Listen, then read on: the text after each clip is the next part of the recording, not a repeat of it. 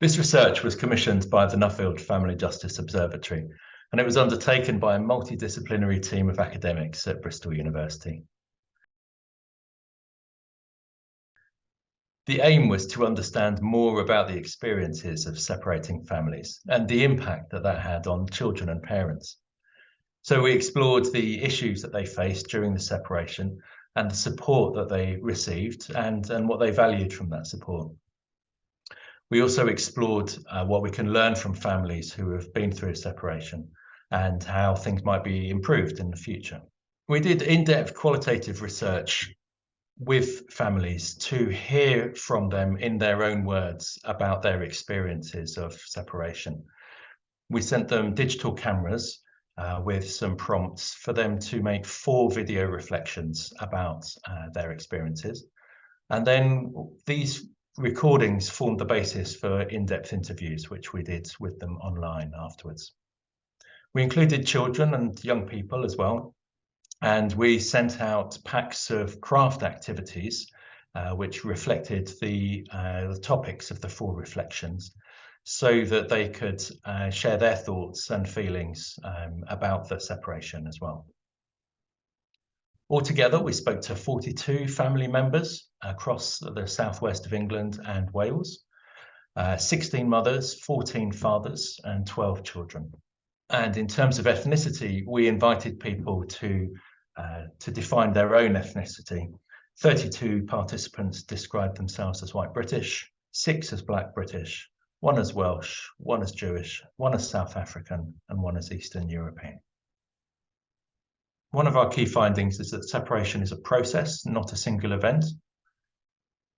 Parents had experienced a number of difficulties in the relationship that led up to the separation before they made the decision to separate.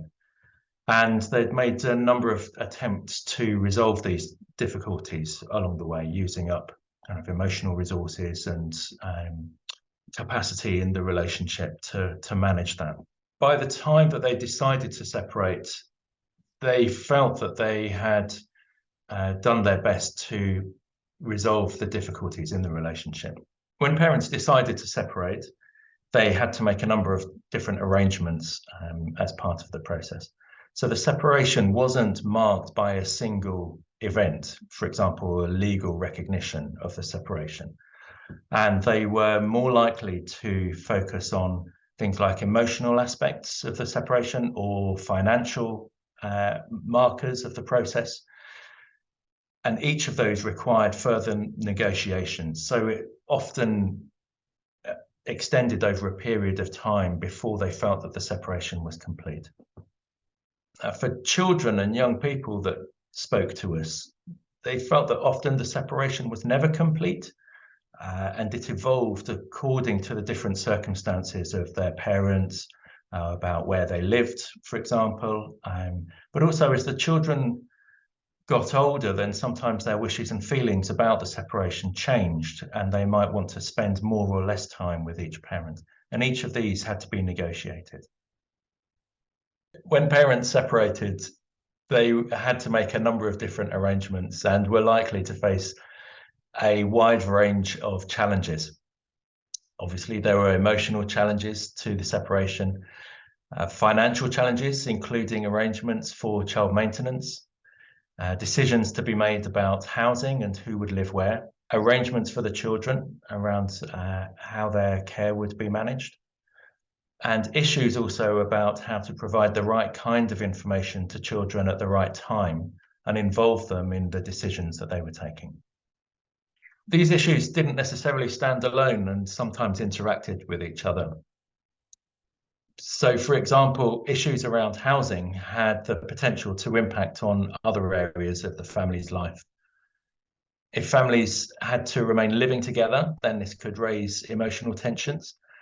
And also when parents moved out, but they didn't have adequate or local accommodation, this could have serious implications for their ability to maintain their relationships with their children. So these practical issues had very real consequences for the impact on children and their parents. And their whole separation kind of caused a lot of conflict within the house. Whilst they're still living under the same roof, which would have been 2 or 3 years. Well, where he moved into was a lad that I also knew, and I knew he had problems, like he was drinking and things like that. So there was no way I was letting my daughter go to his house. Financially, right now, I can't really afford to drive an hour away. With the price of fuel at the moment, it's tough. I don't know how to negotiate that with him without him blowing it out of proportion and exploding at me.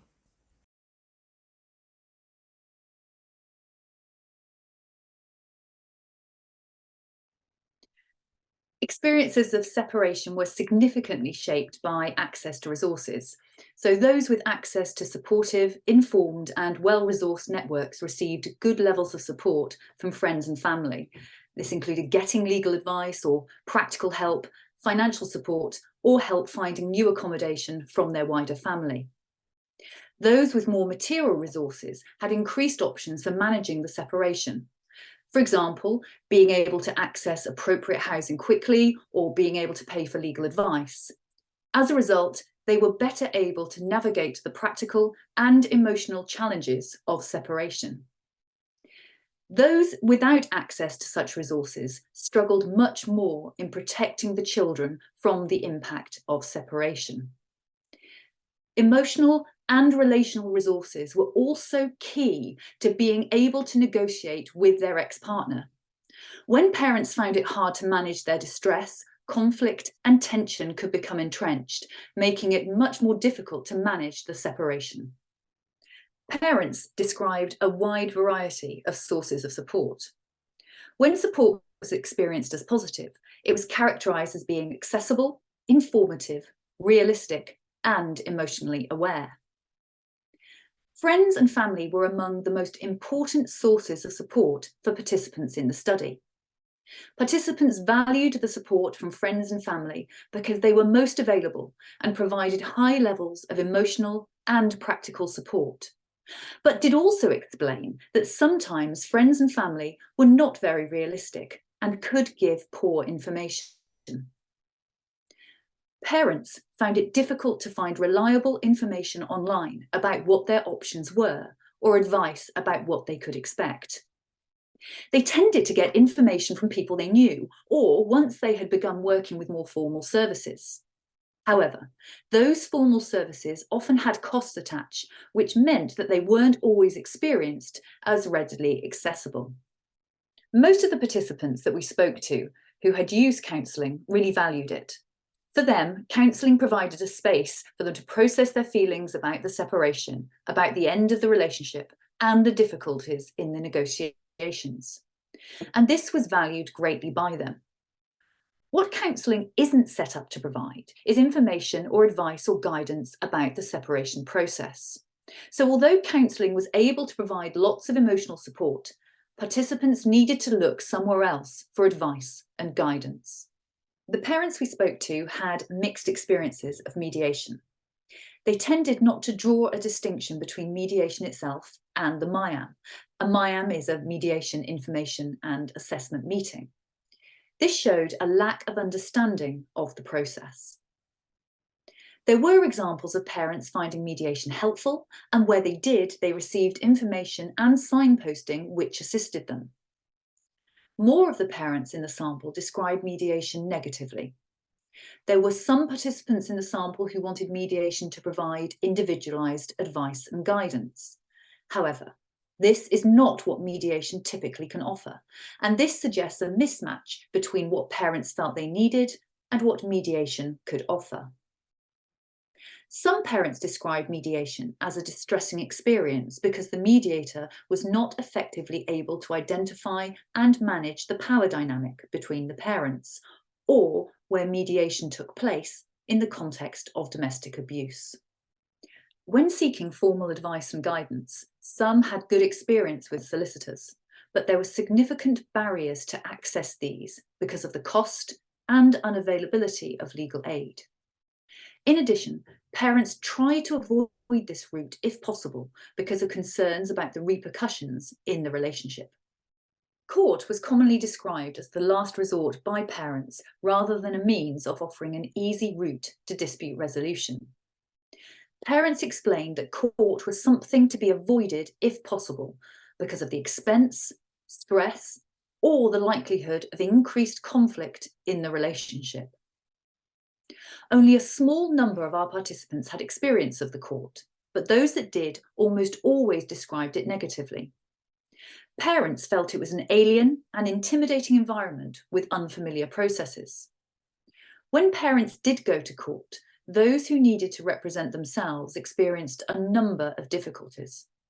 The court environment was strange and unfamiliar to parents and did not always enable them to feel heard and understood. Similarly, children who had experienced court did not feel that they had been listened to or believed, although when Cafcass Cymru had listened to the child, this was experienced more positively. When court orders were granted, they provided an authoritative decision for that moment. For some parents, this represented a basis for agreement, but there was also a sense that it did not take account of changing circumstances.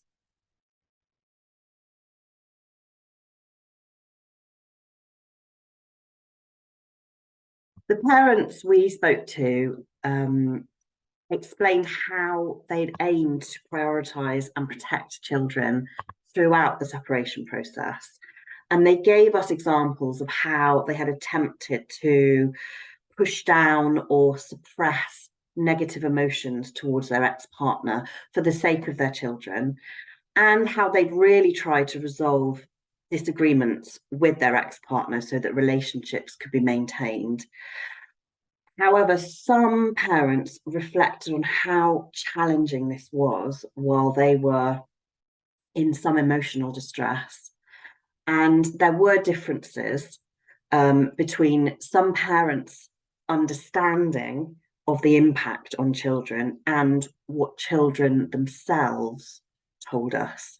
Children often described how they could see how difficult their parents were finding the separation process, and they recognised how challenging it was for their parents, alongside also feeling some really difficult emotions themselves.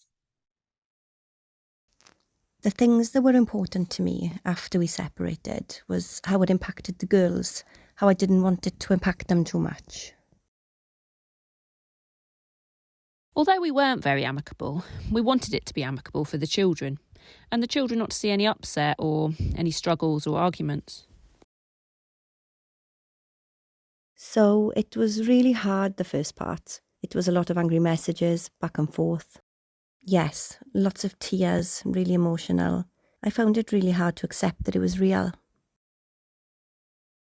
But going through that was extremely difficult, just mentally, physically, emotionally. Sorry, not physically, emotionally. I was in tears many nights. It wasn't until a few months later that I realised that she'd met someone else, and it completely crushed my dad. It was so hard to see them both like that. And I think, combined with the pandemic, I felt out of control with my home life. The children that we spoke to often described being more aware of the dynamics of the separation than their parents sometimes realised or acknowledged. And the separation of children's parents impacted them both emotionally and practically in their everyday lives. It was described often as an upsetting time, and many children and young people found out about their parents' separation in ways which didn't help their understanding, and that contributed to further distress. I did get told one day, "Oh, we are getting a divorce," but it was so casual that it was almost like nothing. And when my mum moved out, she didn't actually tell me, and she took my brother with her. I remember my sister knew, my dad knew, but no one had actually told me. Then she found more messages and just was throwing his suitcase and things down the stairs, and that's how my little sister found out. I didn't think they told me, but it was very obvious. One day we woke up, whatever. He was acting strange, but me and my brother didn't think of it. But I was at school, so I don't know what happened, and then he obviously didn't come, Well, no, he tried to come, I think in the evening, but our mum wouldn't let him in. The police were here. Children gave us detailed examples of how their parents' separation had impacted on their day-to-day lives, and also how they felt about those arrangements.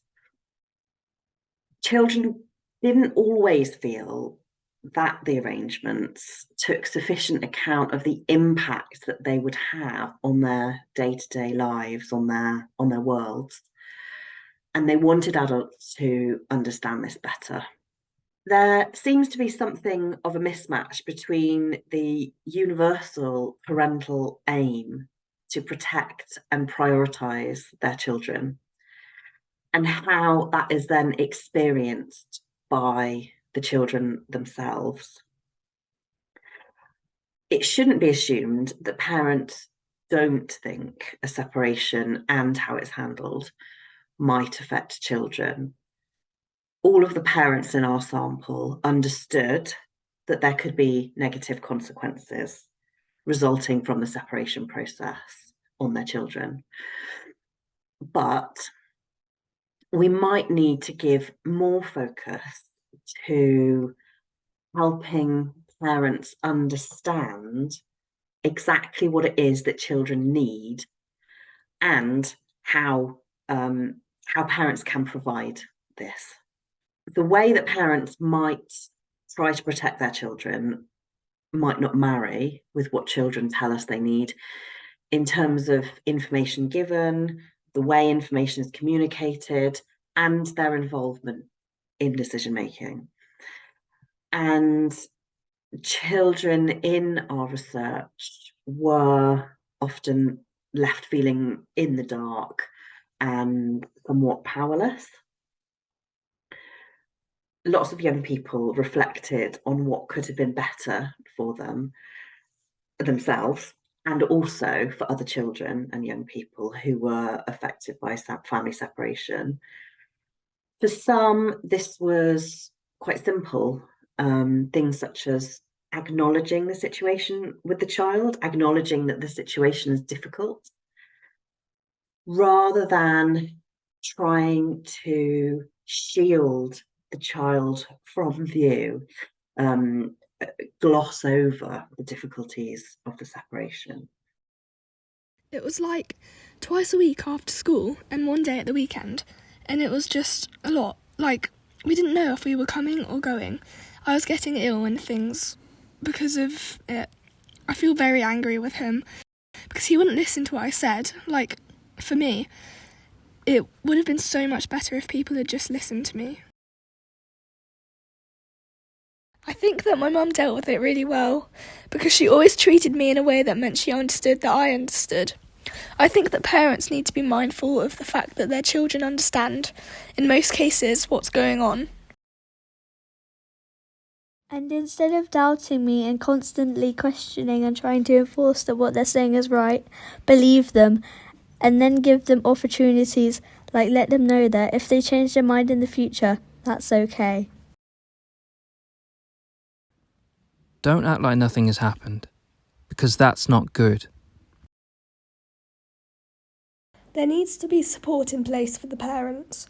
Maybe, if they don't get along, they want to co-parent. There's not the facilities there. But they don't get along. They don't want to be in each other's presence, I guess.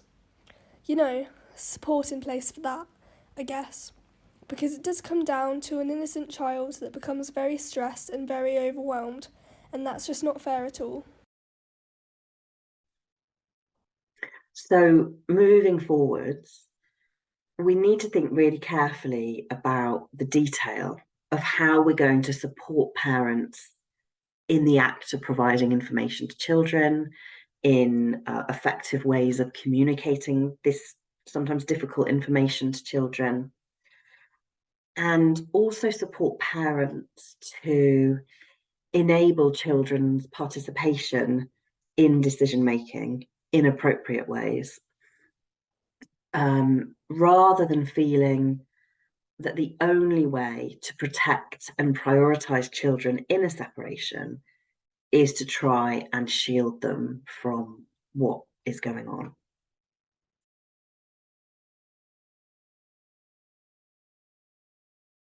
Parents and children valued support that they characterised as being accessible, informative, realistic, and emotionally aware.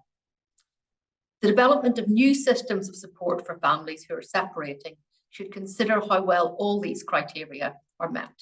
We found that who got what support was quite haphazard.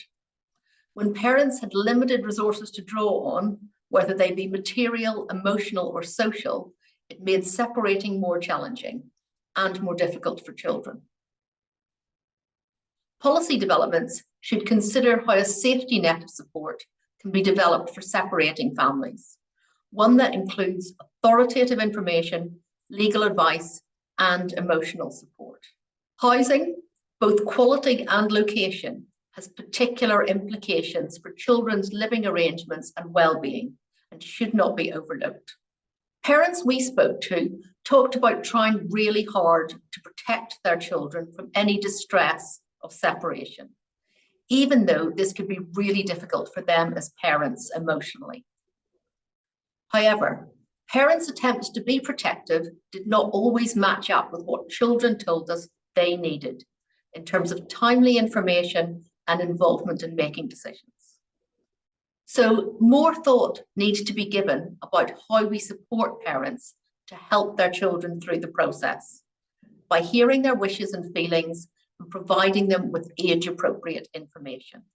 Our findings about mediation suggest we need to think more carefully about the binary model of court or mediation as the options for support that are available.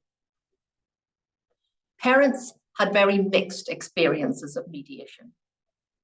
Sometimes this related to misplaced expectations, suggesting information could be made clearer. But also, and concerningly, some of those we spoke to described mediation as failing to address unequal power dynamics in the relationship, or where domestic abuse had not been screened effectively.